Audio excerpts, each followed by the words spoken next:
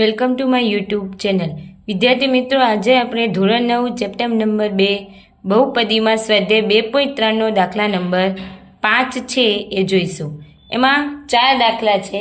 એમાં પહેલો દાખલો છે ઇઝી રીતે થઈ જશે. બીજો દાખલાથી આપણે થોડું છે એનાથી શીખીએ. ચલો, પહેલો દાખલો છે એમાં જોઈએ. આ બે પદ છે, એક્સનો ઘન અને -2x². એમાં શું કોમન નીકળે છે? એક્સનો વર્ગ નીકળે તો અંદર શું બચશે? એક્સ -2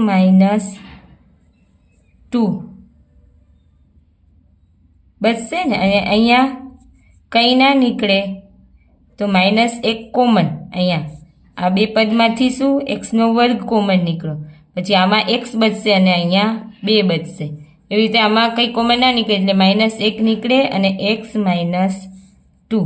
તો ચલો, આનો અવયવ એક્સ -2 મળ્યો અને એક x² - 1 મળ્યું. હવે આ કોના જેવું છે? આના જેવું, x² - b².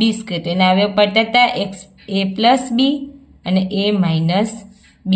a² - b² જેવું છે. જોવા તો આ x - 2 એમના એમ રાખવાના. આના અવયવ પડશે એટલે x +1 અને x -1. આવી રીતે આના અવયવ સિમ્પલ સાદી રીતે થઈ જશે. ચલો, હવે જોઈએ દાખલા નંબર 2. દાખલા નંબર 2માં પહેલાં શું કરવાનું? આ વાળી રીત હોય. 3 ઘન છે. જો પેલા બધામાં શું હતું? સ્ક્વેર હતા. હવે અહીંયા ઘન છે તો પેલું જોવાનું, x +1 અવયવ લઈ તો શું આવશે? xની કિંમત -1 આવે અને એક અવયવ લેવાનો, x = 1 લઈએ. જો x +1 લઈએ તો x ની કિંમત -1 આવે અને x - 1 = 0 લઈએ તો x ની કિંમત કેટલી આવે? 1. તો ચલો, પહેલાં આપણે x ની કિંમત શું મૂકીએ? -1 મૂકીએ એટલે અવયવ કયો થશે? x +1 થશે. જોઈએ, જો જવાબ 0 આવે તો આગળ દાખલો કરીએ. -1નો ઘન, 3 - 1નો વર્ગ, 9 -1 -5. ચલો, કીધું તું ઘન હોય તો 1 - 1 × 1 એટલે -1.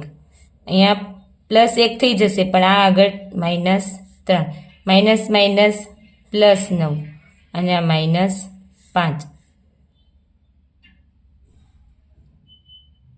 હવે જો +9 છે, હા, આ -5 છે, એક -6 અને -6 અને -3 એટલે -9 એટલે જવાબ આવ્યો 0. તો એક અવયવ થયો. કયો છે એક અવયવ? x +1 એક અવયવ છે. હવે શું કરવાનું? આટલું મળી ગયું. હવે જે આ જે રકમ આપેલી છે એના સહગુણક આ બધાના એ લખવાના. એક પહેલાનો સહગુણક શું છે? 1 છે, હા, પછી -3, પછી -9 અને પછી -5 લખ્યું આટલું. પછી આવી રીતે લાઈન દોરી. અહીંયા શું લીધું હતું આપણે? -1 લીધી હતી એક્સની કિંમત, તો અહીંયા -1 વડે ગુણાકાર કરવાનો. આટલું લખી દીધું. જો પહેલાં તો -1 કે +1 જે અવયવ આવતો એ અવયવ આપણે અહીંયા -1 લીધી એટલે એનો અવયવ x +1 થાય. આટલા સુધી બધાને સમજણ પડી ગઈ? ઓકે.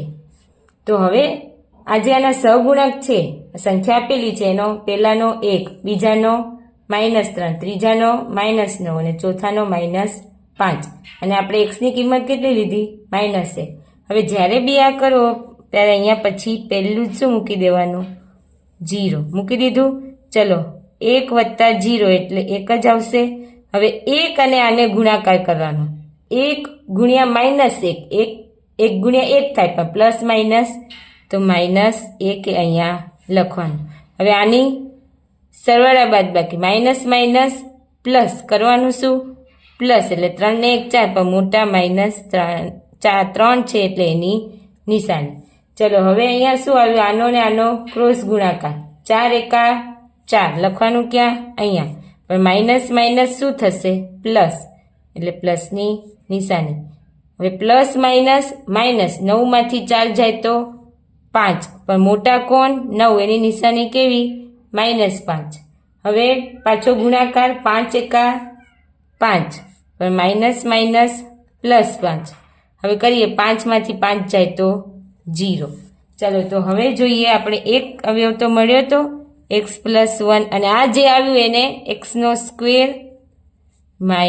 4x - 5 થયું. હવે આના ભાગ પાડવાના આવી ગયા ને.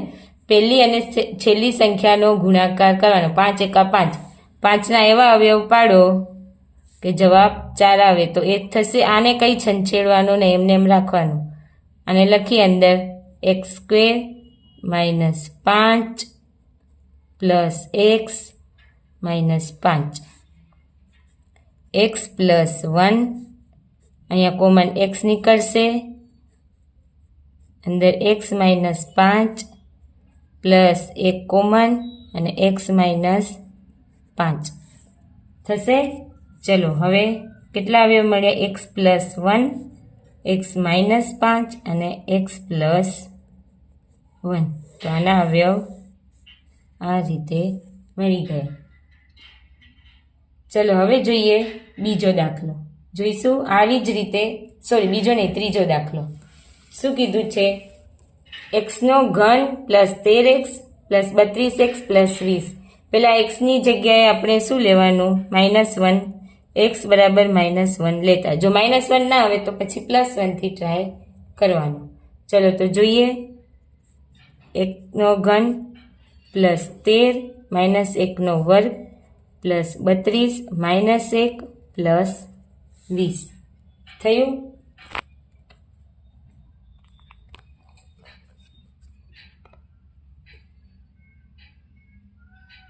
ચલો અહીંયા જોઈએ. હવે -1 આવશે, અહીંયા +13 કેમ વર્ગ છે એટલે પ્લસ માઇનસ -32 + 20.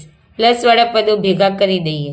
-32 અને -1 એટલે -33 થશે, અને +20 અને +13 એટલે +33, અને જવાબ આવ્યો 0. તો x + 1 એક અવયવ છે. એના પછી શું કરવાનું? આની જે સહગુણકો એ લખવાના. ચલો લખીએ. શું છે?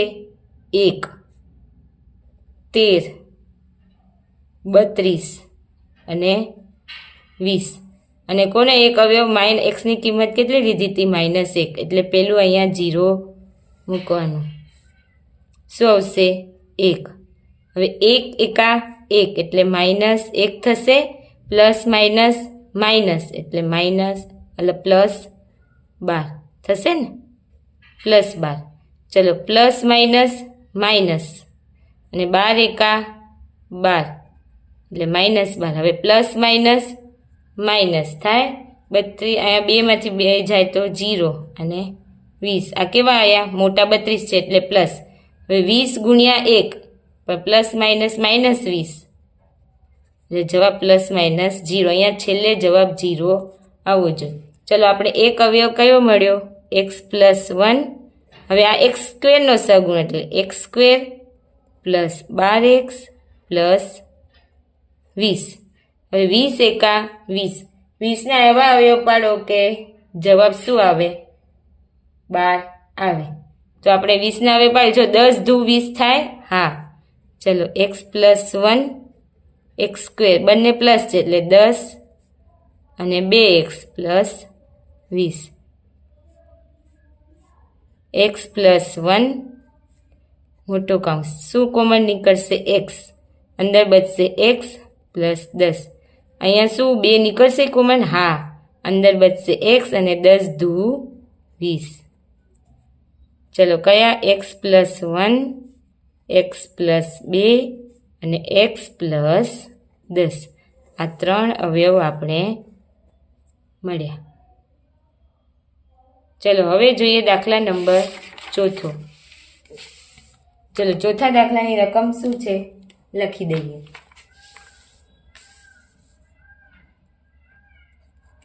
શું છે? 2y³ + y² - 2y - 1. કંઈ જ નવું નથી. xની જગ્યાએ શું આપેલું છે? y આપેલું છે. ચલો તો પહેલાં આપણે જોઈએ y બરાબર -1 લઈએ. ચલો લઈએ. હવે જો પેલા બધા દાખલામાં આપણે -1 લીધા એટલે થઈ ગયું છે. જો -1 લઈ અને જવાબ 0 ના આવતો હોય તો +1 લઈને કરવાનો. ચલો 2 -1 નો ઘન -1 નો સ્ક્વેર 2 -1 -1. ચલો 2 એટલે -1 થશે, અહીંયા +1 માઇનસ માઇનસ +2 અને 1. જો આ પ્લસ 2 એકા 2 પણ -2 +1 +2 -1. આ +1 આ -1 ઉડી જશે, કેમ 0 થઈ જાય. આ +2 એટલે આવી ગયો 0. એટલે એક અવયવ કયો થયો, આપણે શું મળ્યો? y+1 અવયવ છે. ચલો એક અવયવ આ મળ્યો. હવે શું કરવાનું આપણે? ભાગાકાર વાળું તો પેલો અવયવ 2 લખવાનો ને, પછી આવશે 1 સગુણકો લખવાના, પછી આવશે -2 અને પછી આવશે -1. આટલું લખીએ. અહીંયા 0 અહીંયા -1. કેમ? yની કિંમત માઇનસ લીધી હતી. હવે કરવાની ગુણાકાર. 2 માંથી 0 જાય તો 2. હવે આનો ગુણાકાર 2 એકા 2 પણ કેવા પ્લસ માઇનસ માઇનસ. અહીંયા પ્લસ છે અહીંયા માઇનસ છે, પ્લસ માઇનસ માઇનસ એટલે -1. મોટા 2 છે એટલે એની નિશાની. ચલો હવે આનો ગુણાકાર 1 એકુ 1 પણ પ્લસ માઇનસ માઇનસ પ્લસ એટલે આવશે +1. હવે પ્લસ માઇનસ માઇનસ કરવાના, 2 માંથી 1 જાય તો 1 પણ મોટા કોણ 2ની નિશાની એટલે -1. હવે આનો અને આનો ગુણાકાર 1 એકુ 1 પણ આ માઇનસ અને આ માઇનસ માઇનસ માઇનસ પ્લસ તો અહીંયા આવશે 0. તો આપણે એક અવયવ શું મળ્યો તો y+1. હવે આ y સ્ક્વેરનો સહગુણક એટલે 2y² -y -1. ચલો 2 ના એવા અવયવ 2 એકા 2 થાય ને, 2 ના એવા અવયવ પાડો કે 1 જવાબ આવે તો એ જ આવશે 2 એકા 2. 2y² -2y +y -1. ચલો y+1 2 કોમન નીકળશે અને y બી કોમન નીકળશે, અંદર બચશે y -1. અહીંયા કઈ કોમન નહીં નીકળે તો 1 y -1. ચલો જોઈએ y+1, બીજો અવયવ y -1 અને ત્રીજો અવયવ 2y+1. આ 3 અવયવ આપણે મળ્યા.